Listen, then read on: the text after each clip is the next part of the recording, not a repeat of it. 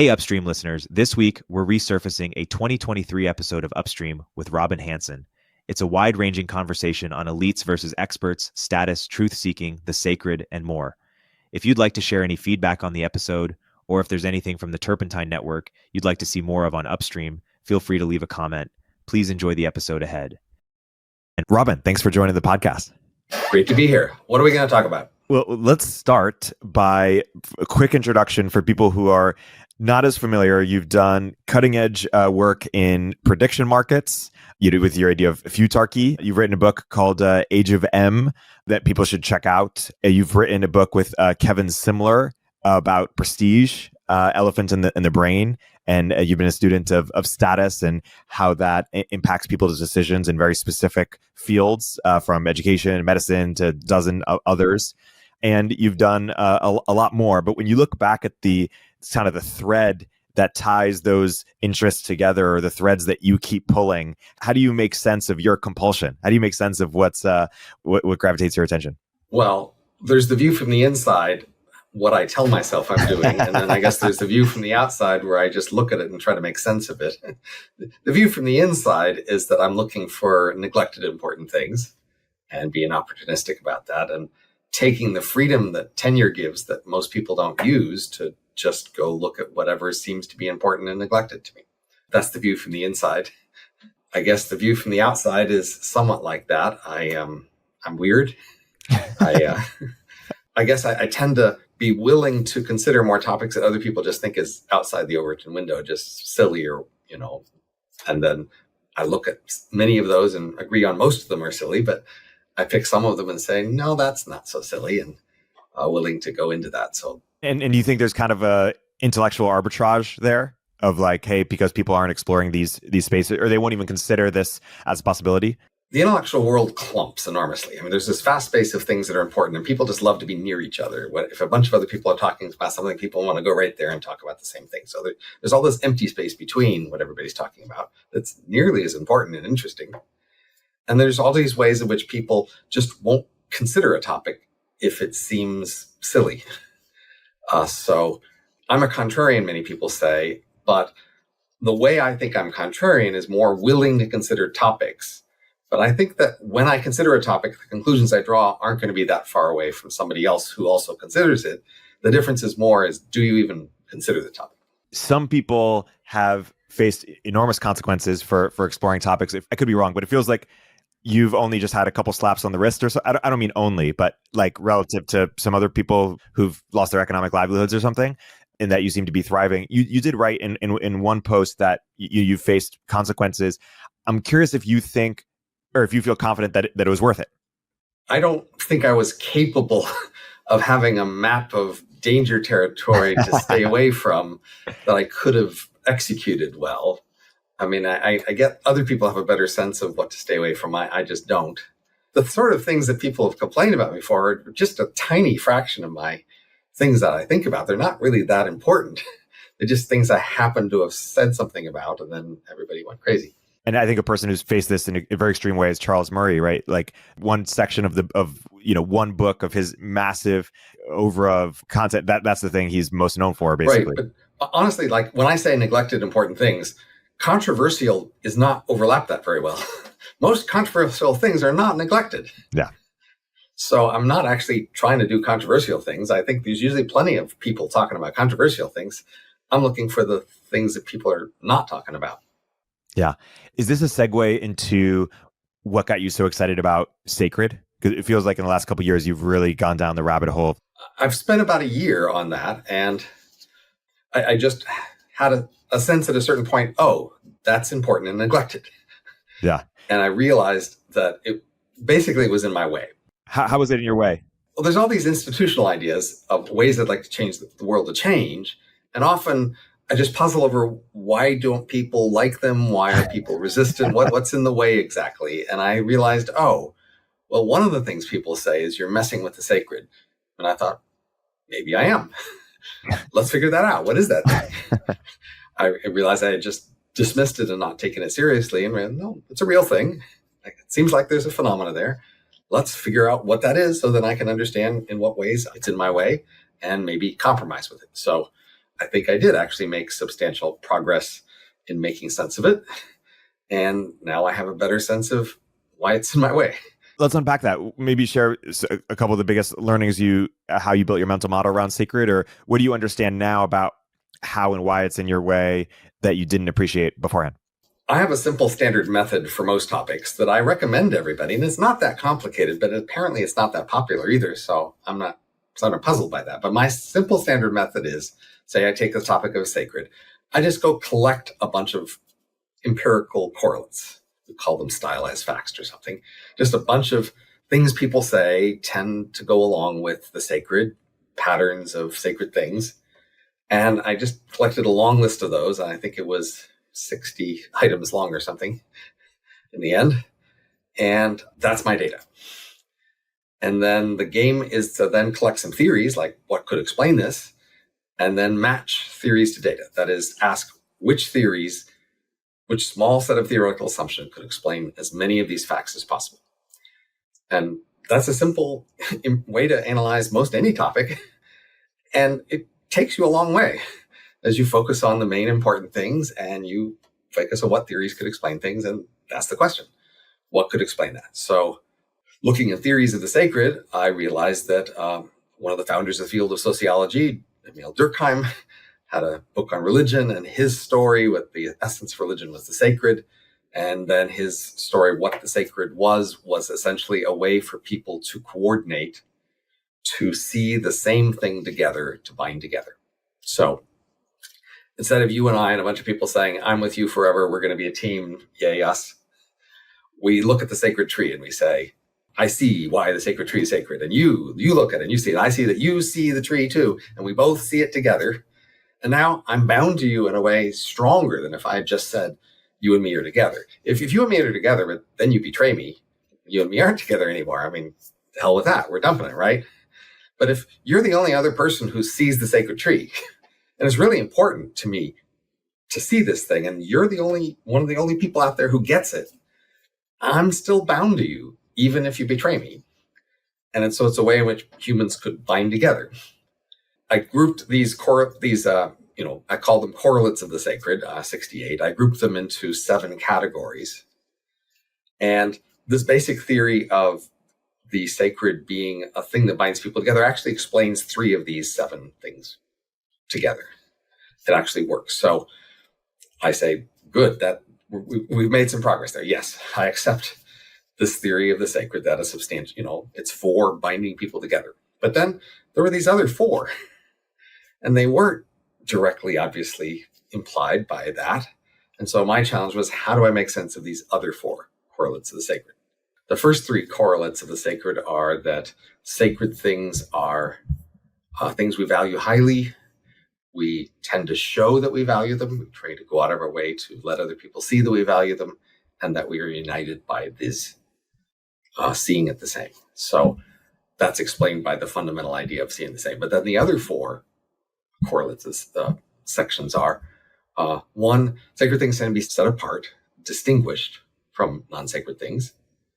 And then we idealize sacred things. We simplify them and make them cleaner and nicer than they really are. We're supposed to feel the sacred, not so much analyze it and think it, calculate it. It's supposed to be an emotional touchstone. And finally, touching the sacred in a concrete way tends to make concrete things sacred. So like a love letter is sacred as a representation of love. A flag is sacred as a representation of a nation, things like that. So these other 4 correlates of the sacred, the question is how to make sense of those. And I had known about a psychology theory called construal level theory, and then it occurred to me that can explain these other 4. So construal level theory says that everything we see is thought of differently in our heads, depending on whether it's far away or up close. So things far away in time, space, social distance, hypotheticality, planning abstraction. Things far away we see as far away in other ways, whatever far away. And then things up close we tend to see as up close in other ways. And far away things we tend to think very abstractly about and in small amounts of detail. And basically, if you have a visual field, You see a few big things up close and lots of little things far away. And the things close have a lot of detail. You reason about them with their detail, but the faraway things are abstractly described, and you reason about them very quickly, crudely, based on a few abstract descriptors. So that's near versus far. And once you realize that we have this near versus far habit, you can see that it's an obstacle to seeing something the same way. So in our society, we tend to see medicine as sacred. And if you're sick and I'm not, there's a problem that you will see your medicine and your illness up close, and I will see it far away. And the fact that we tend to see things different when they're up close and far will be an obstacle to us seeing it the same, which is the key idea of the sacred, to bind together by seeing something the same.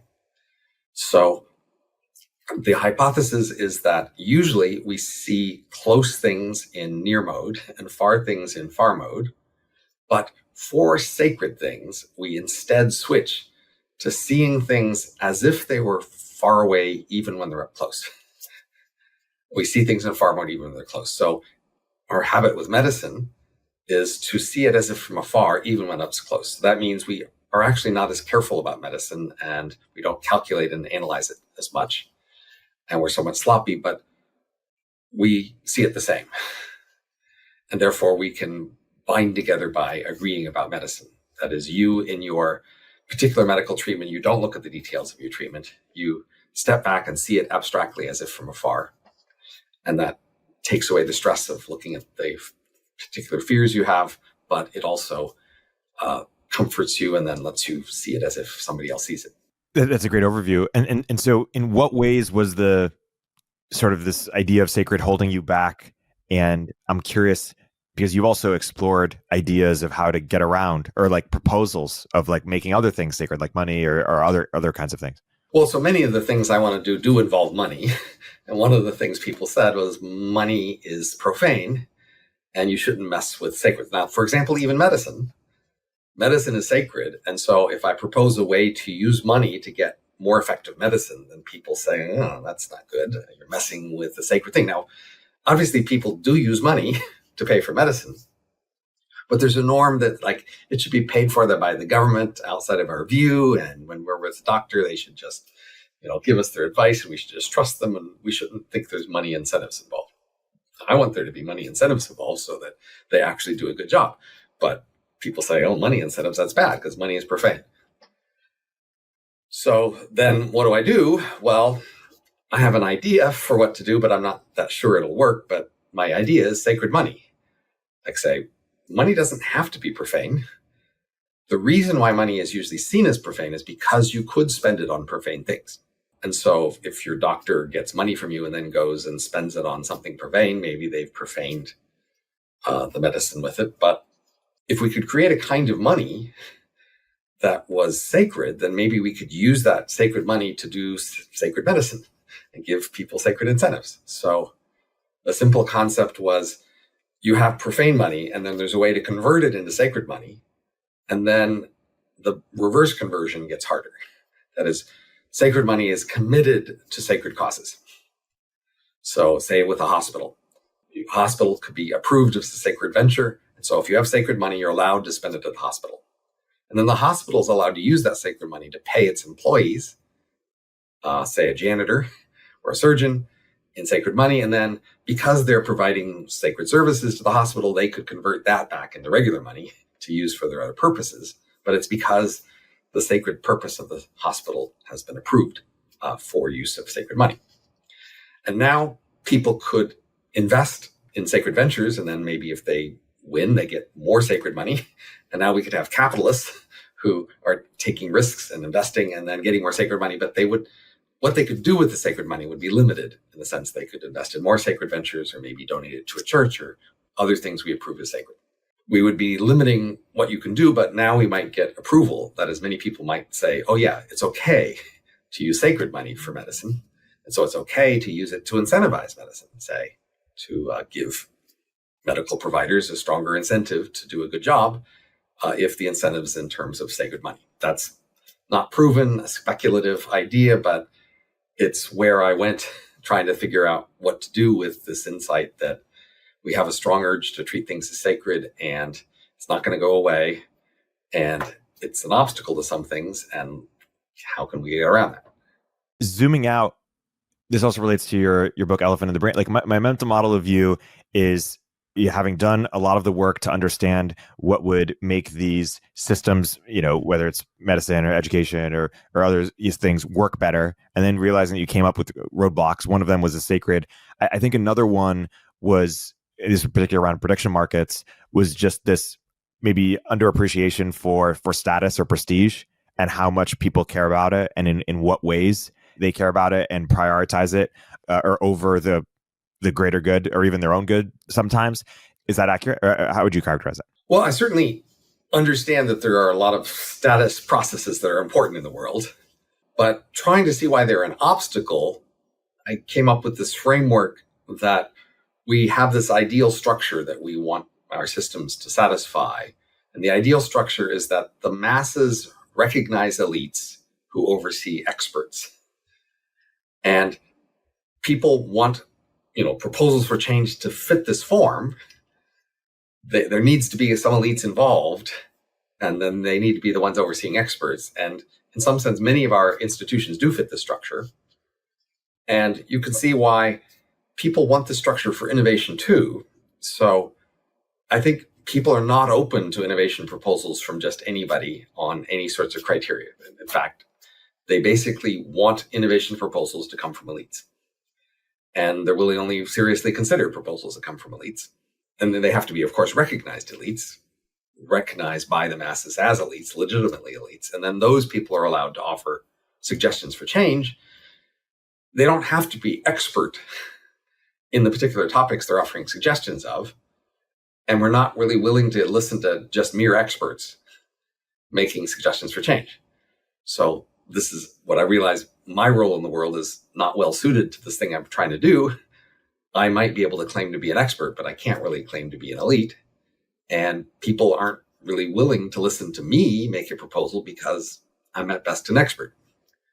So I have to convince elites to endorse proposals for change. And I think that's an obstacle for innovation all over the world. And I think it makes sense of a lot of business practice in terms of where innovations come from and who initiates them and how and what sort of things you need to have to get an innovation to be tried. Fascinating. Hey, we'll continue our interview in a moment after a word from our sponsors. Hey listeners, it's Erik. If you're looking for more expert level conversations, but specifically about top negotiation strategies, then I have the perfect podcast recommendation for you. Dealcraft, Insights from Great Negotiators, hosted by Jim Sebenius, Harvard Business School professor and renowned negotiation expert. Dealcraft features interviews with the world's greatest dealmakers and diplomats, from former Secretary of State Henry Kissinger to Blackstone's Steve Schwarzman on their most challenging negotiations, from which Jim draws lessons for listeners. Not to mention that The Guardian recently called Dealcraft a best podcast pick. New episodes release weekly, and I'd recommend starting with their first episode, which reveals how legendary entertainment attorney John Branca was able to successfully negotiate for Michael Jackson's ownership of his master recordings and the Beatles catalog. Almost unprecedented feats at the time, so don't miss out. Follow Dealcraft, Insights from Great Negotiators on Apple Podcasts, Spotify, or wherever you get your podcasts. Venture capital is widely seen as one of the most lucrative asset classes in the world. Go look at the S&P 500. Nearly every major tech company on that list was once funded by venture capital firms, producing billions of dollars in profit in the process. The hard truth, however, is that the biggest venture funds are almost entirely funded by institutional investors like endowments and sovereign wealth funds. So unless you knew a guy who knew a guy, you and 99.9% of individual investors did not get to participate in the pre-IPO growth of any of those blue chip companies. And it's happening again. Look at the biggest names in AI, for instance. Almost all of them are still private, just out of reach of your portfolio. The Fundrise Innovation Fund is finally changing that. It's a more than $125 million fund. It holds some of the most exciting pre-IPO tech companies in the world, and it's designed specifically for individual investors. This time, you can get in early at fundrise.com/upstream. Carefully consider the investment material before investing, including objectives, risks, charges, and expenses. This and other information can be found in the Innovation Fund's prospectus at fundrise.com/innovation. This is a paid advertisement. Walter Mead, a professor, wrote about his distinction is plebeians, wonks, and plutocrats. And so I'm curious if is elite a type of wonk like a Steven Pinker type, or is it a type of plutocrat like a famous entrepreneur or something like? Well, wonks, if you're picking between wonks and plutocrats, then yeah, the plutocrats are more the elites and the wonks are more the experts. That maps in that description, and the plebes would be the masses. Who are the elites? Is Steven Pinker not an elite in your model? My model is about what's in people's heads. So in people's heads, there are people who learn specific things about construction or medicine or law or whatever. And then if you know a lot about a particular area like that, that qualifies you to be an expert in that area.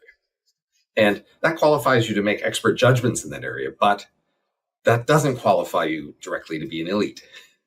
So elites are people who don't necessarily know a lot about specific things, but are just generally impressive overall, and then more qualified for leadership or management roles, or sort of, roles in which we would listen to someone and follow their lead, a leadership role. So we expect those people to be relatively, there's a bunch of things that contribute, being smart, pretty articulate, well-connected, a whole bunch of standard things, celebrity, et cetera, a whole bunch of things weigh in on that. And elites often get together and have meetings of elites. And so you could just see this in the world. There are meetings of elites and then there are meetings of experts, and they're just different meetings and they do different things. Like, for example, at a conference, often a speaker is an expert, but a panel is elites. Yeah.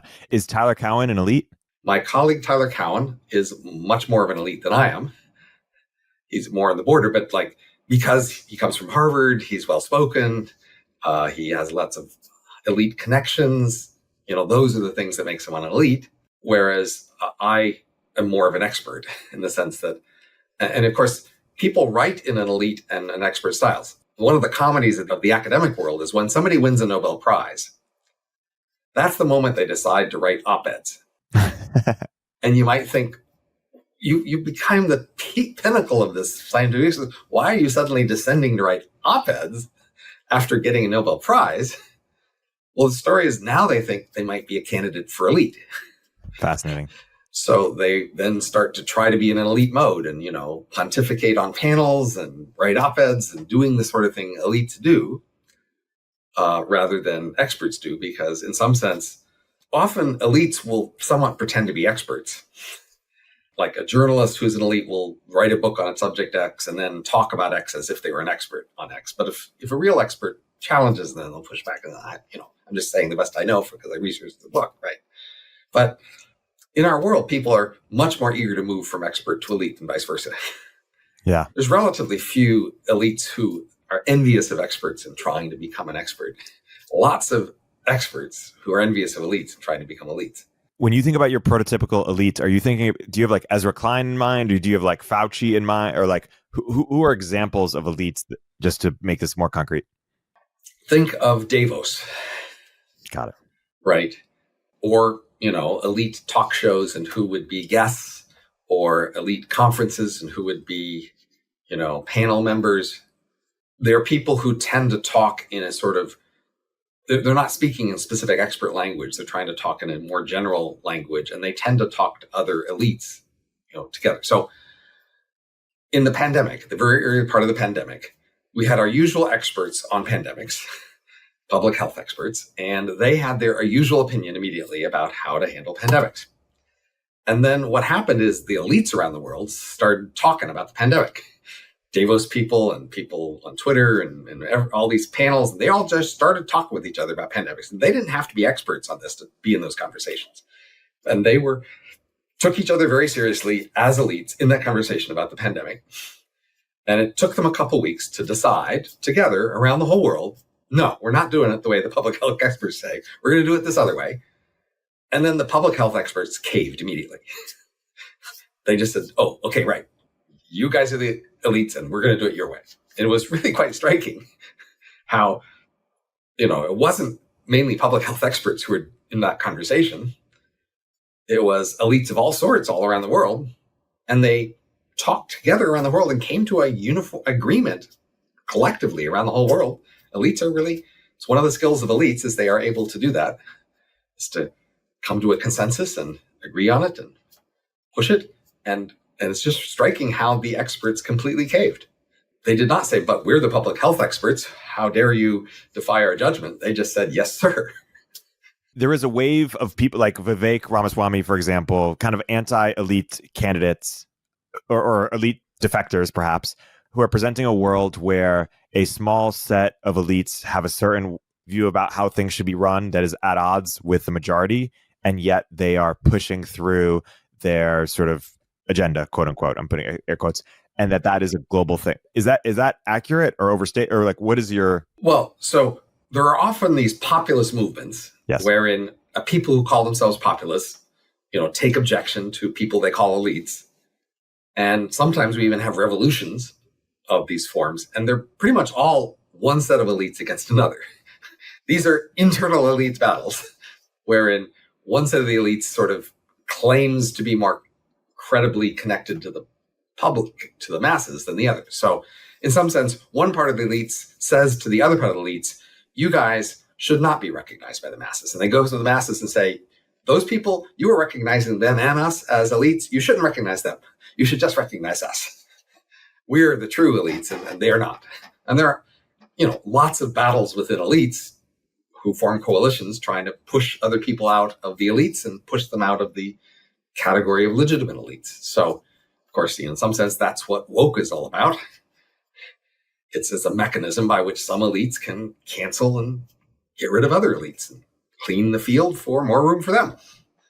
Going back to status for a second, and by the way, Balaji has called those sort of cancellations almost like status pump and dumps, where people sort of care about an issue for a small period of time, and once it's over, they don't care about that issue anymore, or they're for the opposite of that issue, at a different time. It's kind of like whom. I'm curious, after all your kind of research into status and prestige, what were the biggest learnings for you, or like what mental model did you construct about the world in terms of like understanding that better so you could understand the world better and like mentally model people's behavior better or predict it? So initially, like most economists, I was, intuitively skeptical of the whole thing because it is positing something that's somewhat at a distance from what we can immediately observe. When we're positing status effects, we're positing this parameter in people's heads about other people. And it's not directly revealed in any particular action. It's revealed in the sum total of their actions about other people. And so that seems a little speculative, right? But, taking it seriously, I decided, no, it's real. It's there. It's clear. It's clearly there. It's obvious. And then over time, I just integrated into my perception of our motives. And by now, it seems just really obvious and almost not worth mentioning. One big element of status is some sort of relative status effect, where people want to be high in their status ranking. And so it's not enough just to be rich or something. You need to be richer than other people. But I think most people get that eventually.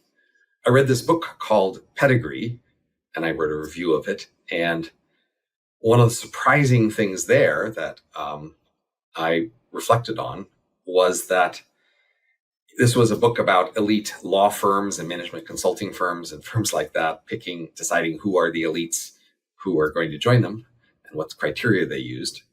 And one interesting criteria they had was that they didn't like what they called tools. And these are people whose hobby was too close to their career. So they didn't like the business major who was in the business club. It was important in this world that you have some hobby that was distinct from your career. And that made you qualified more as an elite, you see. They didn't actually that much care what you had actually done in the world, or whether you showed that you knew anything or that you had been confident. But this was one of the important things about an elite, was that you had this feature. So, there's certainly a big element of status, I think people don't quite realize, is the endorsement of other people with status and the desire to just affiliate with people with status. So since I guess you're in business more, I might just say a lot of people invest in managed funds, which on average lose money compared to index funds, right? And the question is, why? Why do they keep doing that? And I think one of the key ideas is that people want to claim a connection to the prestigious people running these managed funds and get status by association with them. And that's why they need to seem to be in a trusting relationship where they trust the other person, and by implication, perhaps the other person trusts them. And people crave connections with prestigious people which appear to be trusting connections to them. And they're willing to lose a fair bit of money for that. It's in some sense also why they feel like they're just going to trust their doctor and not question the doctor's judgment, is their doctor tends to be a prestigious person, and they want to get that prestige by that trusting relationship between them and their doctor. I think if you just thought of people having status, you wouldn't quite think through those details, that people don't just want to be handsome and smart and be thought of that well. They want to be thought of as having a good, trusting connection with other people who are high status. And that's often those connections that are giving much of the status and prestige to people. So, these people who are working for these prestigious firms, they're going to be prestigious by working for them once they're hired, and then the firm's going to be prestigious by association with the people they have working there. And then they're prestigious by association with the schools that those people went to. The schools are prestigious by association with the firms that their graduates go to. And there's a lot of this network of connection creating the prestige. Quick tangent. Do you believe in the efficient market hypothesis? This is one of those things where there's a reasonable concept, and then people try to define it in some extreme way that okay, it doesn't work if you define it so crazy extreme. It's like free will or something. I mean, there's a concept of free will that we all get intuitively, and of course it's true. But if you define free will to be some very extreme thing, they say, okay, fine, that free will doesn't exist. So the same for efficient markets. Obviously, it's very hard to find errors in prices in markets. That's the thing we should all easily agree on. And everybody should be warned that if you think you found it easy, you probably didn't. Right? There's the old story is true about the poker table. You sit down at a poker table, you look around for the fool. If you don't see him, it's you. Walk away. Right? So same in the market. Yes, you really need to have a good sense of who the fools are in the market. Because if you don't find the fools in the market that you can identify that you're trading against, the fool is you. And you should not make the trade. But if you try to define this in an extreme way of saying there's never any profit opportunities for anybody in the market, well, that's crazy wrong. Of course there are. There's just really hard to find. So the prices bid way up. You have to put a lot of money in to find those errors, and then you need a lot of capital to profit from them, which is why hedge funds exist. And hedge funds do make money on average relative to no trades when you ignore their management fees. It's only when you include the management fees that they do worse on average, but ignoring the management fees, they're definitely winning. And they're winning from the people on the other side of their trades, which are usually fools like you. So don't be that fool. Well, the reason I ask is because I want to ask, are reputation markets efficient? Well, reputation markets are a metaphorical description. I mean, people have reputations, but there's not really a market where you could trade them. There's a social process that produces reputations. And is that accurate or efficient, or how should we think about that? Well, it's not completely uninformed. Right. Certainly, but there is substantial noise in it, exactly because you can't arbitrage it. That is, if you know someone who's underrated by the reputation market, you usually can't easily hire them or something. To fix that, invest and buy them up, or somebody who's overrated usually can't short them so easily. So it's like, say, real estate or something, where if something's mispriced in the real estate, it's hard to do much about it, right? If you see a real estate that's underpriced, even then it might not be in your interest to buy that, because it might not be the sort of property that works well in your portfolio. But a piece of real estate that's overpriced is especially hard for you to do much about. Don't buy it, right? So, the usual efficient market hypothesis concept is, because of certain sorts of arbitrage actions are possible, that's what disciplines the price and keeps it making hard to find errors. When those arbitrage opportunities are not available, then errors can persist. People can see an error, know about it, and can't do much about it. And so similarly, you might say, is journalism efficient? Do people ever say mistaken things in journalistic articles? And yes, they do, because if you read and see a mistake, there's not that much you can do about it to fix it. And therefore, fixing the world, one of the things we should think about is, how can we make arbitrage more possible about reputations and about journalism, et cetera? And that's a key, mechanism to think about. Let's fix those things that way. And so you think of like gossip as like a form of market making or something, or it is the process by which reputations are formed. you're saying is, or implying, provide bounties for better reputation, arbitrage? So I think we understand, say, why law exists as a response to failures in gossip. And I think that will give you a sense of where gossip goes wrong. So, like, for example, we see in cancellation pump and dumps, as you said, what typically happens in gossip is somebody comes to you and passes on gossip to you about somebody else. And the person who's talking to you, you have a much stronger connection to them with this somebody else. So they want you to agree with them. And your immediate inclination is to agree with them because you care about them liking you much more than whoever it is they're talking about.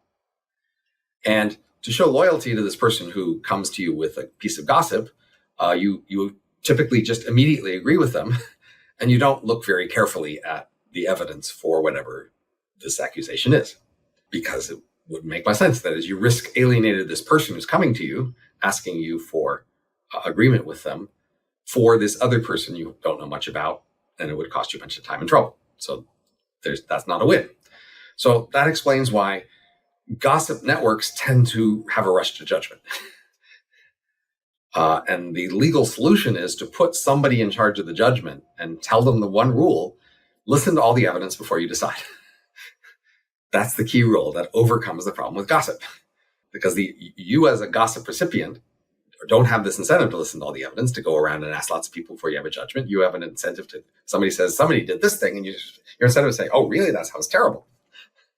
And then you go off and pass that on to somebody else, and then their incentive is to agree with you. And then you get to be part of the gossip network, but you're not really paying close attention. That's the problem with gossip.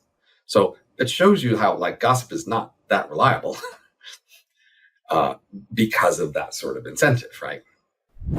Hey, we'll continue our interview in a moment after a word from our sponsors. Have you heard of this alternative investing company, alts.co? The idea behind it is simple. There are a million syndicates out there that co-invest in startups or real estate. But what about alternative investments?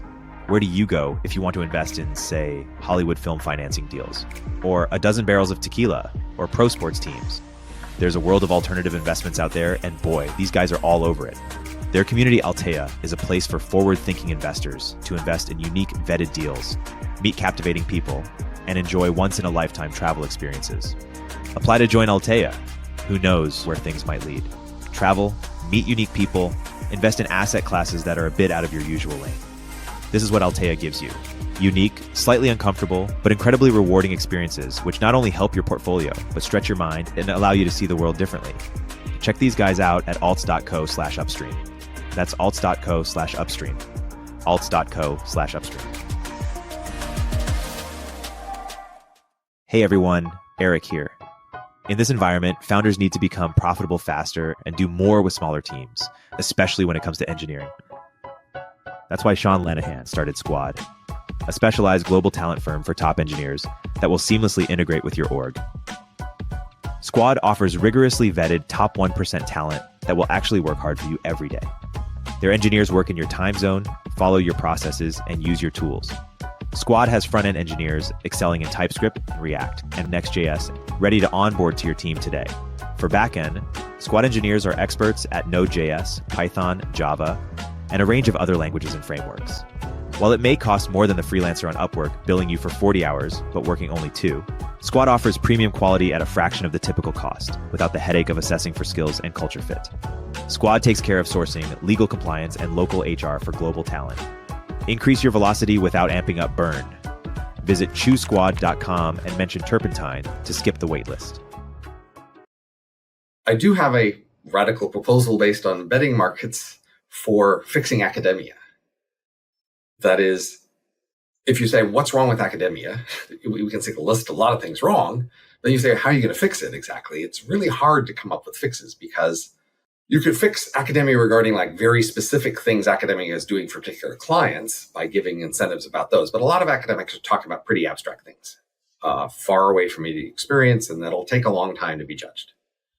And so the question is, how can you give them a better incentive to do that well in terms of who they hire and who they publish and all those other sorts of things? My suggestion is that the thing academics all agree that they're trying to do is to do things that should be thought well of by people in the distant future looking back. on what they did. That is, we're all as academics supposed to be appealing to the judge of history about, our contributions to our particular field. That's the standard we say that we should be judged by. My idea is to set that up explicitly. That is, assign historians, like a group of historians, the task of taking some group of academics from a century before and ranking them on who should have been listened to more. Just look in detail of who said what, when, about what, and using everything they know, say who should have been listened to more among this group, making your ranking that way. And then just show that it's possible for historians to reliably do that. That is, have different ones doing it different ways and show that there's a correlation in the ranking. And then, show that it's possible to assign it. And then basically create futures markets today in that evaluation a century from now, and just commit to basically having a chance, at least, that we might do that exercise of having historians later evaluate people now. So now for every academic, we can get their relative ranking estimated by the prediction market on what historians will say about the relative ranking. And then my recommendation is use that estimate as the main estimate for deciding who to hire and publish and all the other things that we do inside academia. If people are making choices where they take somebody lower in that ranking and giving them a higher honor than somebody who's higher in that ranking, we want to look and say, what are you doing? Justify why you're disagreeing with these markets when you could go trade in these markets and fix the prices that way.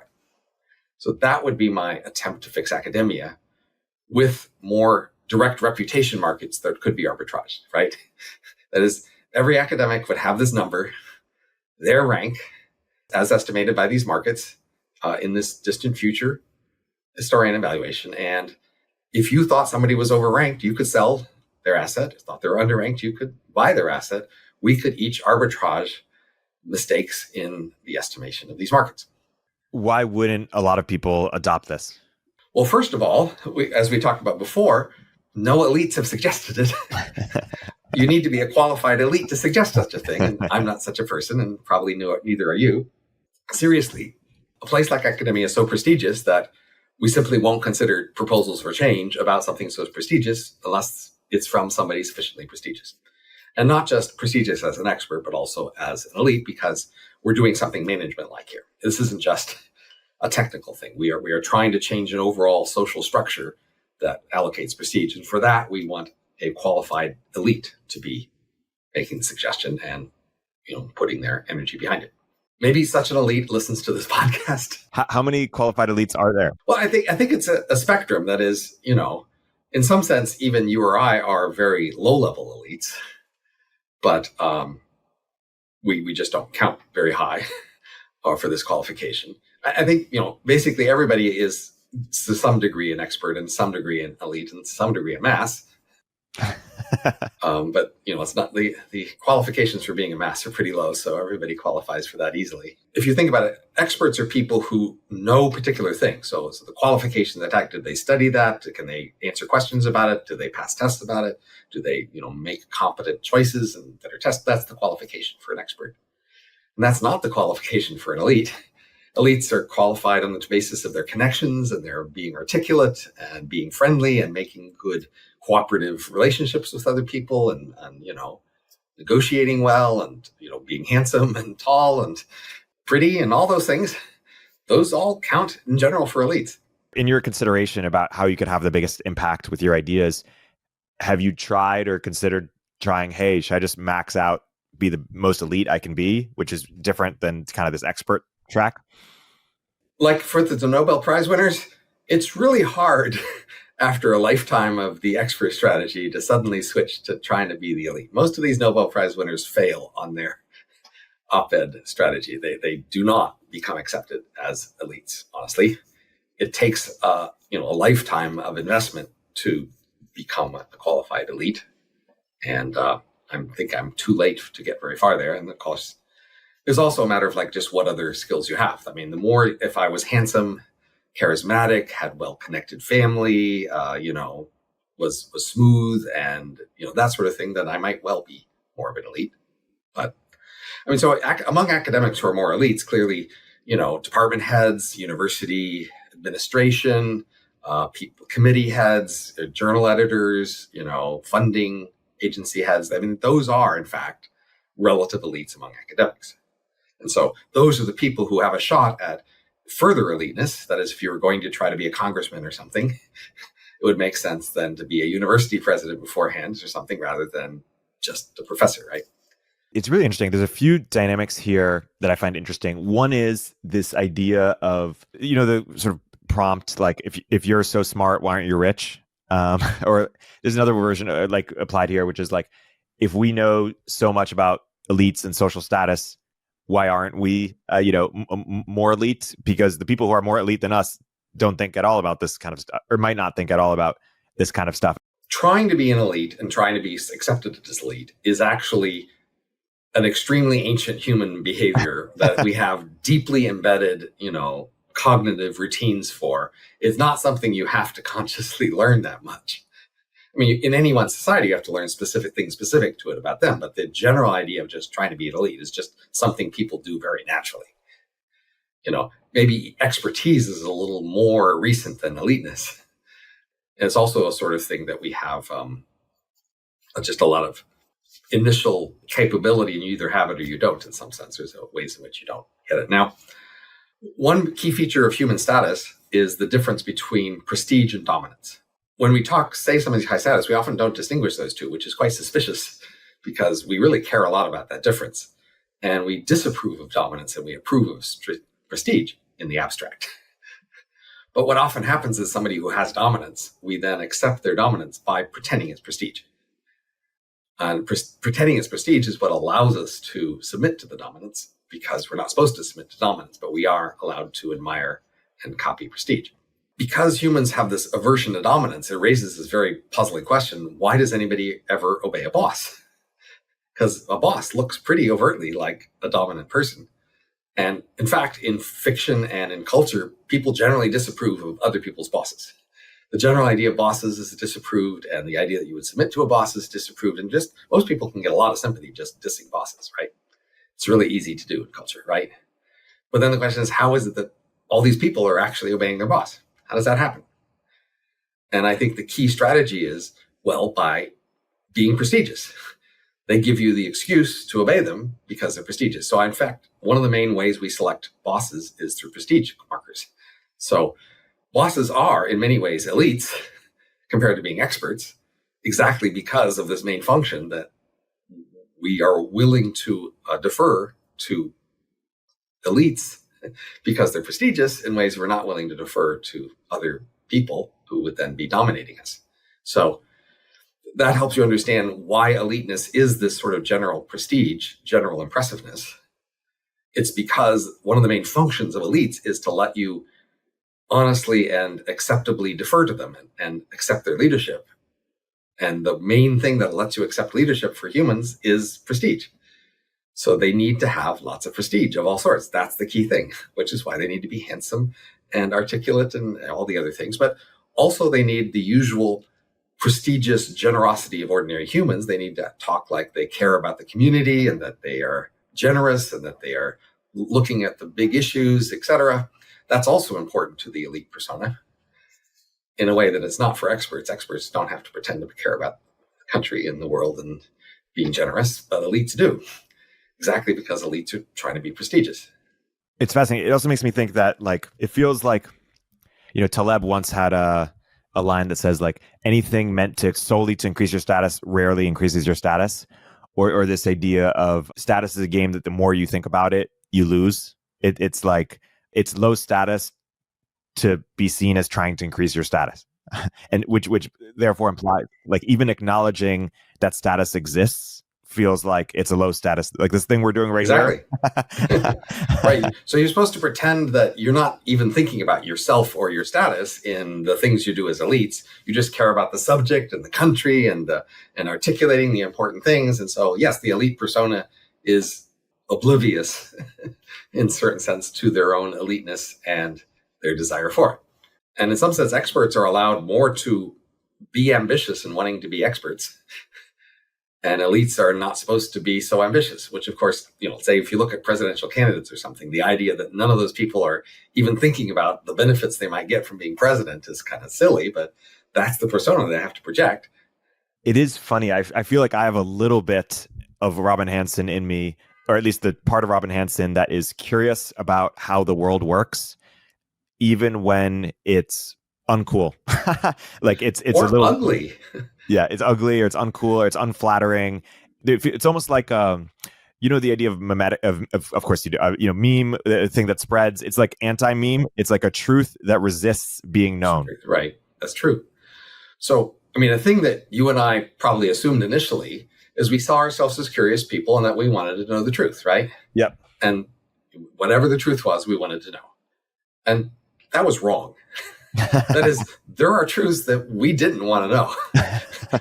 Weren't willing to admit that to ourselves. But when you come across some of the truths that you didn't want to know, you find out, oh, that was ugly. I didn't want to know that. But now you're committed to this whole curiosity thing and you're kind of stuck. There's going to be some stuff you learn that you didn't want to know. So I'm not going to promise you that all these things are pretty and that you'll want to know them all. I could then talk to you about which sort of people will want to know more about these things. So, the first thing to say is, look, evolution designed you as a first approximation not to know about these things. That was its first guess for you, right? So if you're in the situation evolution guessed, it's right. Don't know. It's not worth your knowing these things. If in fact, evolution made a good guess about what situation you're in and what your payoffs are. And to a large extent, the modern world isn't that different from what evolution was working with to make these guesses. So that suggests most people maybe are better off not knowing, but not necessarily everyone. The key distinctions are, okay, what would make it worth your while to know these things, even if they're ugly? So obviously the reason you don't know these things is because that makes it easier for you to sincerely lie about your motives and your plans and your beliefs about things. If you aren't aware, you can just be very sincere and honest in being wrong about many things. And knowing these things makes it harder to be sincerely wrong those ways. You'll have to either admit it or sort of lie knowingly. But some people are in situations where it's especially important that they just understand themselves and the motives of people around them, like salespeople or managers. Those people, they just need that for their job. So for them, it makes more sense to learn, even if it's ugly. And then social scientists or policymakers, if it's their job to understand the world in order to suggest policies for it, they kind of on the hook to know how it actually works rather than the stories we tell ourselves about how it works. I mean, that's not actually going to help you figure out actual better policy. So it seems like it's their job to know these things. And then the last category is nerds. That is, there are some people for whom when you let your intuition machine just tell you what to do and how to do it, it doesn't work very well. Your machine does just as bad. And you're not socially smooth. And when your intuition tells you what to do, it just doesn't work. And so other people usually they go through the social world doing what their intuitions tell them. It usually works fine. And then in their mind, their theory about what's going on is just wrong, but it doesn't matter because their machine works great. Yeah. If your machine doesn't work, then you maybe need to consciously think about things in order to not screw up so badly, because your intuition's just usually going to go really badly. It's funny. I mean, my self-narrative on myself is that I'm a relatively well-adjusted person who's done well in my career.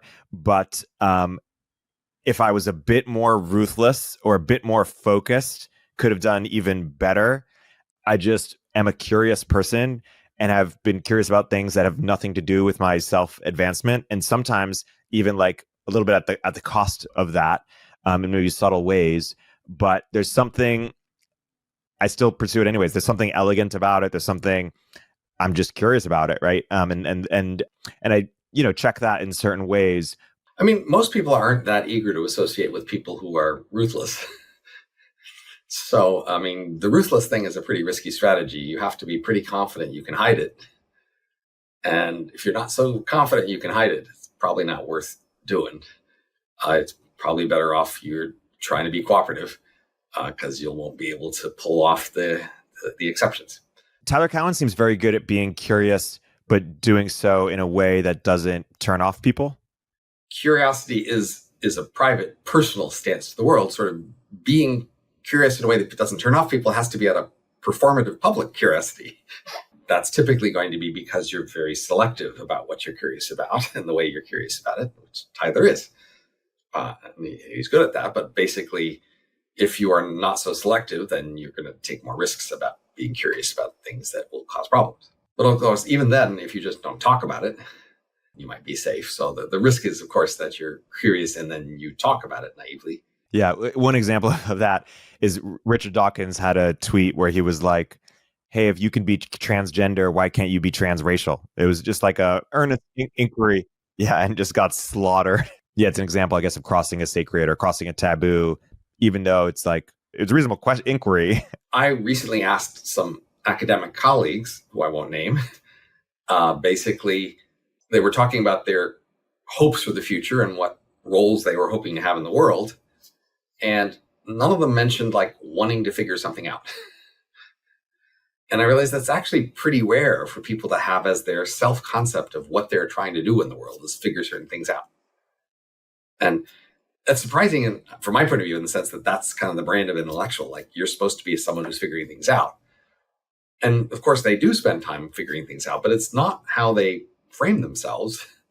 How do they frame themselves? Well, people are saying, well, I want to be a journal editor, or I want to, become more prominent here, or I want to start this project, or be a grant giver who gives out money. I mean, there's lots of things they might even want to be famous for a thing or to publicize a thing more, right?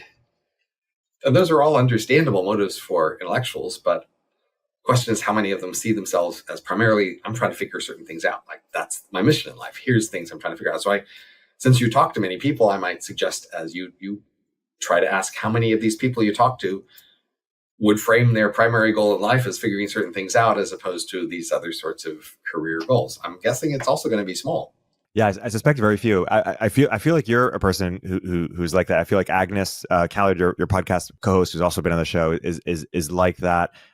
And I'm curious, what makes people like that? Is what some people might say is like, are they I don't know if this term is derogatory, but like on the spectrum or so, like do they care less about what people think of them, or like what script are they not running as strongly that allows them to avoid the trap? I'm exactly the wrong person to ask that question. I'm too close to it. But it does seem like a certain sort of naivete, a certain sort of sense of which, the world branded intellectuals a certain way, and then we accepted that branding, and then we identified with that, and then we didn't let go. Just held on to that branding in the space of other things we learned about opportunities and incentives and all the things the world offers, which other people more wisely apparently adapt. That is, many things in the world lies to you about things, and you learn about the lies, and then you change your mind about a bunch of stuff, right? Once you know there is no Santa, then your Christmas strategy changes, right? And maybe as an adult, you give up on expecting presents because there is no Santa, right? But some people, you can imagine, would just stick with the Santa theory, reject all the other stories people tell them about being no Santa, and they're just going to treat Christmas like there's a Santa for the rest of their life. So that's in some sense like how Agnes and I and others might be doing. We just accepted this ideal that intellectuals are people trying to figure things out, and we're just going to stick with that. It's interesting to think about fields where the delta between actual expertise and then recognition of that expertise is much smaller. So maybe in artistic fields or athletic fields, or in certain fields, there isn't always, it seems, this dichotomy between the people who actually know the stuff and then the people who are famous for or represent the stuff. The idea of like a writer's writer or comedian's comedian, it sort of gets at that idea of like, the people in the field respect, how to shrink that gap. Because ideally, and I feel like there's some true, it's not like all the elites are just beautiful people, right? Like sometimes they're true nerds, they're not attractive people. Their expertise is just so legible that you can't, and so much maybe beyond other people that you can't defy it or something. But I feel like there is this search for who actually knows the stuff. I mean, the question is, what do we want from these celebrities? So like, you could take an athlete, I guess, and some athletes are just really good, and it's really obvious that they're really good. And then in some sense, they qualify, if they're really good enough, as elites in part, based on just being so very good. But then, once they go into elite circles, there's going to be a judgment about, can they do the other things? It's not enough just to be a good athlete to be considered an elite. For example, even, can they talk plausibly, smoothly? Are they gracious? Are they friendly? Can they negotiate? And if they don't pass those tests, then they will be relegated to the expert and they won't be considered an elite. But we still might celebrate them as the epitome of an athlete, say, and, more than many elites, right? But they still might not be seen as an elite. They still might be seen as the epitome of an athlete. But there's a sense in which they become sacred. That is, there's an ordinary athlete and then there's the very best. And we do have this way we want to treat the very best of some kinds of sacred things as sacred themselves. That's one of the ways in which a concrete thing gets sacred by association with the abstract. It doesn't feel to me that writing this or that talking about this topic gets me any points. Like, I don't know why I do it. There's something interesting about it. Well, the payoff is when we connect it to something specific.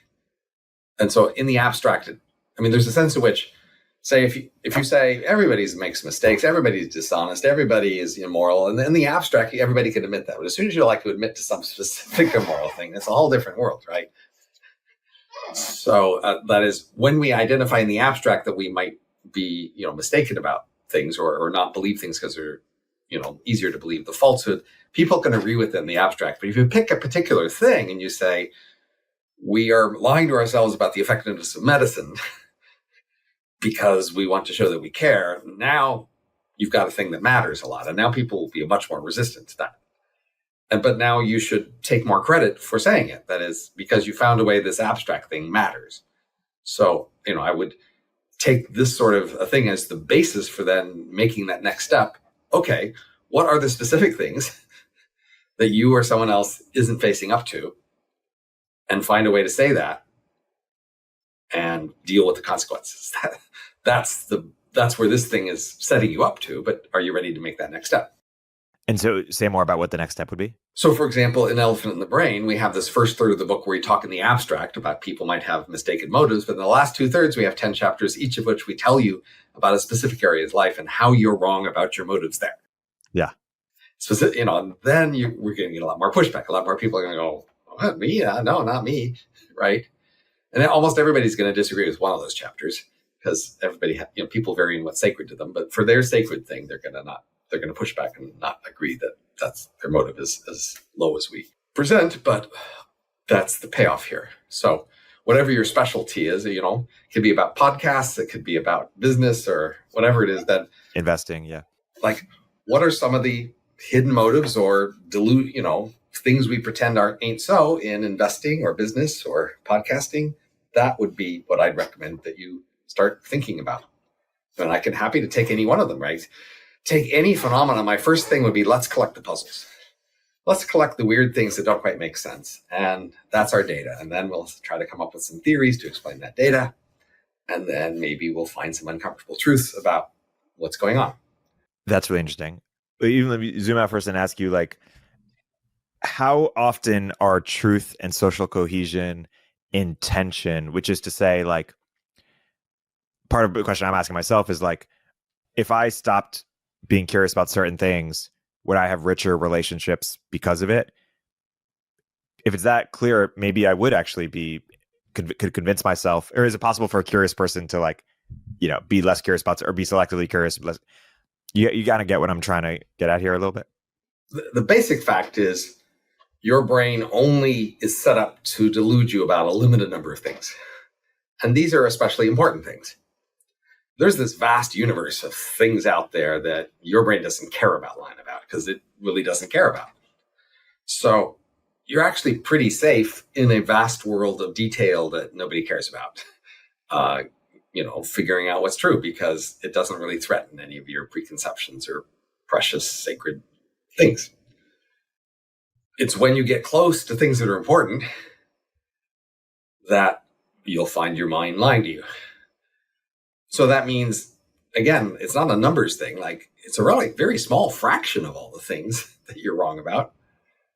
But in terms of weighted importance, they are some of the most important things to you. So it's when you want to face your most important questions, your most important assumptions, your most important claims that you should most expect your brain to lie to you. So I once went to a, CIA conference or something once, or like that's what it was told to me anyway, about people talking about information things. And one interesting thing I heard was about double agents. And the key idea of a double agent is they sit in your organization until the optimal time to be triggered. And so that means usually they're completely reliable and trustworthy because they're just pretending to be like everybody else as an agent. And so there's not a problem. It's when the most important events come up that the double agent will be triggered and the reliability will be compromised. And that's like how it is in your head. See, on all these little things, your mind is just completely reliable and trustworthy because it doesn't matter and it can't be bothered to go mess with them. And it's just going to do its best job on lots and lots of little things. But when you get to the most important things, this reliability you saw and assumed would continue, it just drops away. And all of a sudden, your head is not so trustworthy and it's not telling you the truth, exactly because the double agent is finally triggered. And now you have to be a lot more careful. To take a specific example, let's say relationships, questions of partnership and relationship. Do you think people would be better off trusting their intuition more or trusting a panel of their best friends or closest people, what they should do? Well, remember, your intuitions about lying to yourself are based on an evolutionary context, which assumes that you're like the past. But in relationships, you probably are.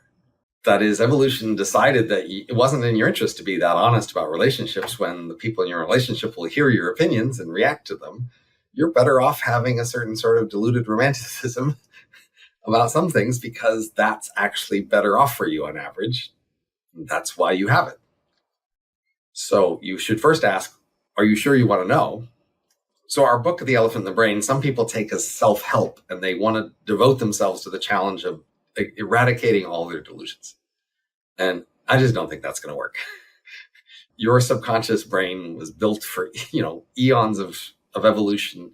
You are outgunned completely by your mind. You are not going to overcome all these things inside your head that are much faster and they get to see more than you and they get to lie to you. I think you should ask, maybe I can see a few things clearly. If I put enough effort, I could push away the clouds and see a few things clearly. And that's going to be my limited capacity for honesty. Where do I want to spend that budget? What are the few things I want to see? And just accept that you're not going to see the rest so clearly because you weren't built to, and it's just too much trouble to overcome. I might recommend that you say, well, what is it that the world relies on you to tell them? If the world isn't relying on your opinions about your relationships, then that's not really a priority, in my opinion, for you. You should try to be honest about the thing where honesty will most help you help the world. Is that in business or whatever that is? Try maybe to see those things clearly. This whole project of just being total honesty about everything, maybe in the future when technology changes, then we'll have more control over our heads and that's more of a prospect. But today that just seems hopeless. Shifting topics a little bit, what is cringe? What explains what is cringe? Well, it's a marker that a norm has been violated. That is, there's certain sorts of things you're supposed to do and say and things you're supposed to avoid. And cringe is suggesting that, oops, you stepped in it, that you're getting too close to something you're not supposed to do or say. You're close to looking bad, to, revealing selfishness or revealing an illicit opinion or whatever it is. It's not impressive. Cringe is unimpressive. We don't aspire to be cringy. It's apparently really easy to be cringy. We would rather not, right? So it's a relatively unimpressive, failure to be smooth. It's ironic that it just goes back to this anti-meme mimetic idea, which is to make something explicit is often, it comes across as taking the beauty away, taking the magic away from it, basically. That's a central issue in the conclusion of our book, The Elephant in the Brain. That is, we say, look, you're wrong about all these things. And there's this basic question, well, why are we wrong about these things? Why don't we just know the right answer? And most of the things we actually are reasonable things to be. And our story is that the actual motives we have are just too easily accused of norm violation. They're closer to it. The motives we pretend to have are just easier to protect ourselves from such accusations. And so we go with the safe protections. And then you might think, how is it that we could be so wrong about something so important and our lives would just, not completely fall apart and collapse? And it's because your conscious thought about these things are not actually determining very many of these choices. That's the important thing to notice is most of the big choices you make in your life, you're making intuitively, not through your conscious reasoning and calculation. And that intuitive process is taking all these things into account in ways that your conscious mind can't because it's not allowed to think certain things. But that's scary from the point of view of if you were hoping to consciously plan your life, you realize you're not in charge. Yeah, there's a whole thing, it's like suite of things where it's like you should learn it and then unlearn it or something because it's just cooler, smoother not to. I guess this goes back to my piece a little bit where I quote Don Hoffman about this idea that the people who are getting the furthest are often deceiving others in some way. And the only way they could truly deceive others is if they deceive themselves. But again, this happens to things that are very important to you. So honestly, the general solution here, I would think, is just to study things far away from you. And then if I study you far away from me and you study me far away from me, then the last step is just whatever you come up with, I'll just believe. And then we can both see each other clearly and see ourselves clearly if we will just accept what somebody from farther away comes to conclude on average about us. Now, just like with the sacred, they're not going to see it as close, so they're going to miss some detail. They're going to get it wrong, but at least they'll get it roughly right on average. My recommendation is not to try to do all this introspection and to, fix yourself and see all your own internal truths. Look at the rest of the world, look at other people, figure them out as best you can, and then just assume you're not that different from them. That's the hard last step, but it's a simple last step because you'll see a lot of ugliness in other people and in the rest of the world, a lot of hypocrisy, a lot of self-deception, a lot of silly, lies. You'll see a lot of that when you look at other people and elsewhere in the world. And the last step is that's you too. Are you bearish on therapy as a way of personal insight? The literature on therapy says that people tend to be better off regardless of the kind of therapy they take. So it doesn't seem to matter what kind of therapy it is. It just seems to matter that somebody's there to talk to you and listen and have a connection with. See, from the data, I got to believe that helps. It helps when you have a problem. That is, generically, therapy is triggered when somebody feels like they have a problem. If you don't feel like you have a problem, you're usually not going into therapy, right? So I got to believe that on average, if you feel like you have a problem, then it's probably a good idea to get somebody listening to you, talking to you, paying attention, taking you seriously, and talking to them about it. If you don't feel you have a problem, I'm not sure you should go out of your way to seek it. When you look at your remaining decades of work, is your sort of story, hey, I'm just going to keep pursuing my curiosities and try to figure things out?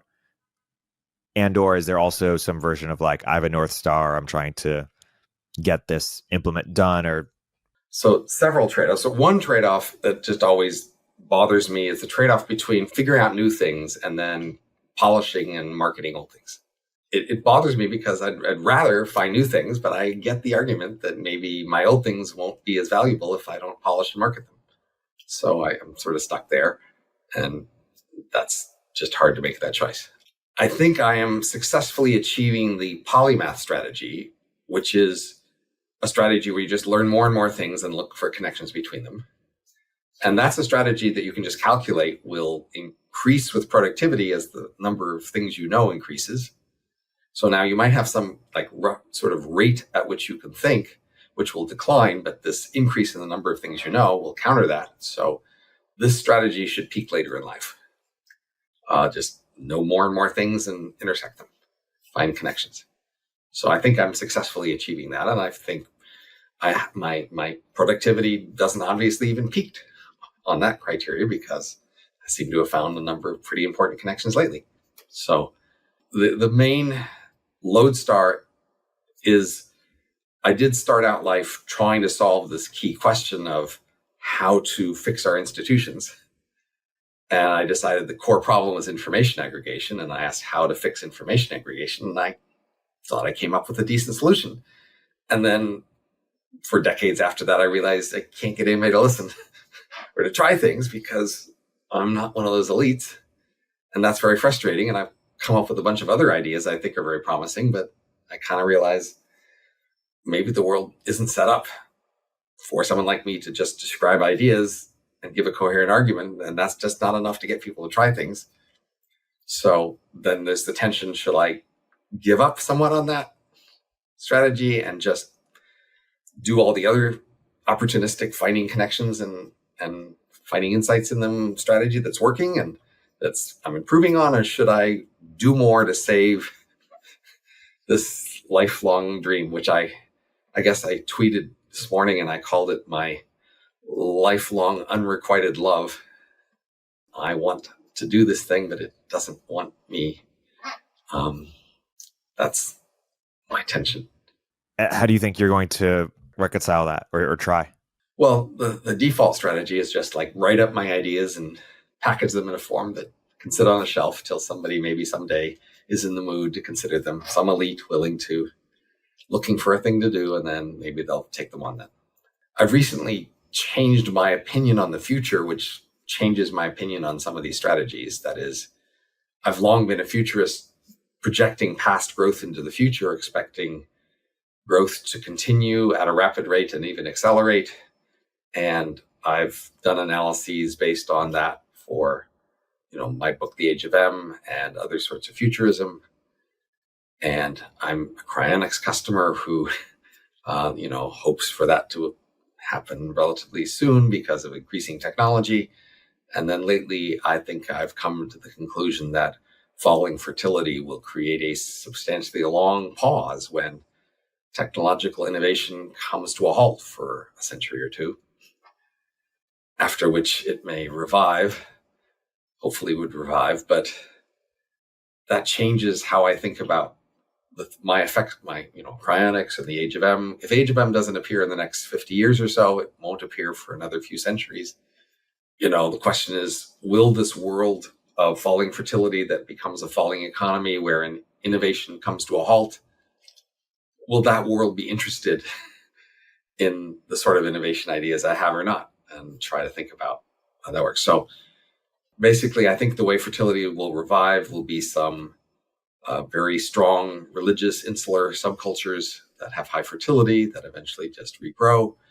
Those cultures will be especially hostile to some kinds of technology and innovation. And so the hard question is how to then think about what kinds of innovation to promote now, because either they need to happen in the next 50 years or so, or they need to be the sort of things that a somewhat fundamentalist religious insular culture would be willing to try. So I haven't thought through what that is. Fascinating. And you came to this realization relatively recently. In the last few weeks, right? Share more about that, how that happened and what that means going forward for you. Well, there's two steps, which one, I had thought about before, I just hadn't thought enough. One is just to say, look, this fall in fertility is not a random thing that's just going to fluctuate away. It's a very consistent trend. We understand why. And therefore, it's just going to keep going for a long time. And I went through a long list of possible ways it could be reversed. And I did some polls. And basically, the insular culture is the one that makes sense that could actually do it. And the others seem pretty speculative. And they obviously, like AI could show up in the next 50 years. Maybe. Vast life extension and fertility extension could show up. Maybe, but probably not. And so fertility is going to keep falling. And so the population is going to reach a peak and fall. And then I hadn't realized, but there's an economic analysis that suggests pretty strongly that when population falls, innovation will come to a halt. That is, innovation is basically proportional to the amount of current activity relative to the integral of all past activity. In an exponentially expanding period, that's actually quite a lot. In an exponentially declining world, it's very little. And so the rate of innovation would just fall to being very little. That's bad. And then when you realize the main scenario by which this fertility fall will be reversed would be some very insular, somewhat religious subculture, like the Mennonites or the Amish or the Orthodox Jews or Hutterites. Those subcultures, when you look at them, they are really very resistant to many kinds of innovation. They really protect themselves against many kinds of social influences. They, in general, religious people don't promote innovation as much. That's just a general fact in the world. But these groups are really wary of innovation of various sorts. So, and they will suffer less for that in a world where innovation hardly happens. So, and then they will grow and be growing. And then when they finally reach the point where innovation is possible again, they may be out of the habit and be hard to restart. And do you think this is just inevitable, or is there anything that could change this fertility sort of spiral?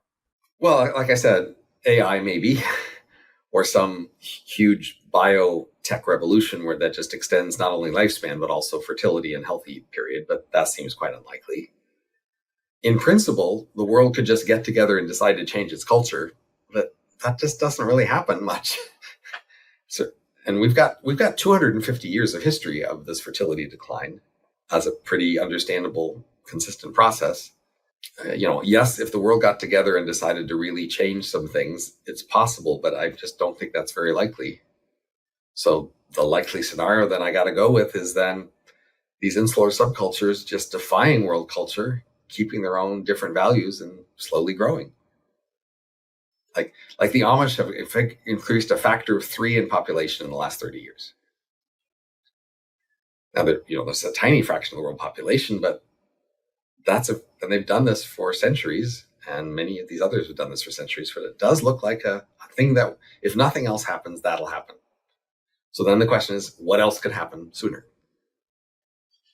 And it's hard to say nothing, but I certainly have to put some substantial weight on the thing that's pretty much guaranteed to work, that's pretty solidly shown that it could work. And when you're looking at a very steady long-term trend, that seems hard to buck.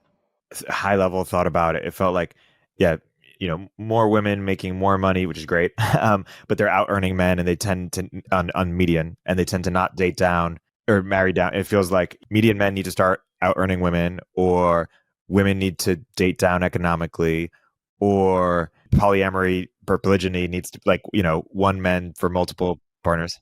So my latest post was called Escalating Signals Cuts Fertility, is that we have a bunch of signaling games that are all pushing in the direction of cutting fertility. So we need to not just cut one of these signaling games, but several to fight back. So one of them is just the escalation in standards for parenting. We've greatly increased what we think is responsible parenting in a lot more effort than it used to be. And that's going in the wrong direction. It's hard, and that's cutting into fertility. We don't really have as many kids when each kid is a lot more work. And then we're also escalating, career training signals, especially school, where we just spend a lot more time preparing for school, and that also cuts into fertility. And then we've also increased the status of and promote people taking a long time to pick their mates. Like we look down on people who pick their lifetime mates in high school or, young college. We think they should spend their whole 30s picking their mates, and finally only pick it when they're late 20s or 30s. And that also is at odds with fertility. And then that's just 3, and we've got a whole bunch of other things like that are in the way. And so there's just a lot of social changes that would have to happen. And the problem is most of these are about values such that people don't want to change these things. Most people don't want to lower our standards for parenting, right? Even though logically they know we would have higher fertility if they did, they feel morally committed to the higher standards they have. They think it's somewhat abusive. They say it's abusive, how those old parents used to not pay as much attention to their kids. And they even think it's abusive for people not to realize their full potential in school and to stop schooling earlier in life. Or for someone to marry at the age of 18. That's abusive, apparently. People will say that that's, cutting out their potential. So the more moralistic people get about all these things, the more they're going to entrench, basically. And the problem is these small subcultures that are growing fast, there's going to be a problem when they get bigger and then the larger culture just disapproves of how they do things. And it's still larger than them and can squash them if it chooses. I mean, they may they may nip that in the bud. When the Amish reach, I don't know, 30 million people, they may say, hey, you guys need to follow the rules that the rest of us follow. You guys can't have this different subculture. I'm excited you're down this rabbit hole, and we'll have to check back at some point when you have a grand unified theory or maybe another book. Well, it's been nice talking to you. Yeah, I really enjoyed this conversation, Robin. Upstream with Erik Torenberg is a show from Turpentine, the podcast network behind Moment of Zen and Cognitive Revolution. If you like the episode, please leave a review in the Apple Store. Turpentine is a network of podcasts, newsletters, and more covering tech, business, and culture, all from the perspective of industry insiders and experts. We're the network behind the show you're listening to right now. At Turpentine, we're building the first media outlet for tech people by tech people. We have a slate of hit shows across a range of topics and industries, from AI with Cognitive Revolution to Econ 102 with Noah Smith. Our other shows drive the conversation in tech with the most interesting thinkers, founders, and investors, like Moment of Zen and my show, Upstream. We're looking for industry-leading hosts and shows, along with sponsors. If you think that might be you or your company, email me at eric@turpentine.co. That's ERIK@turpentine.co.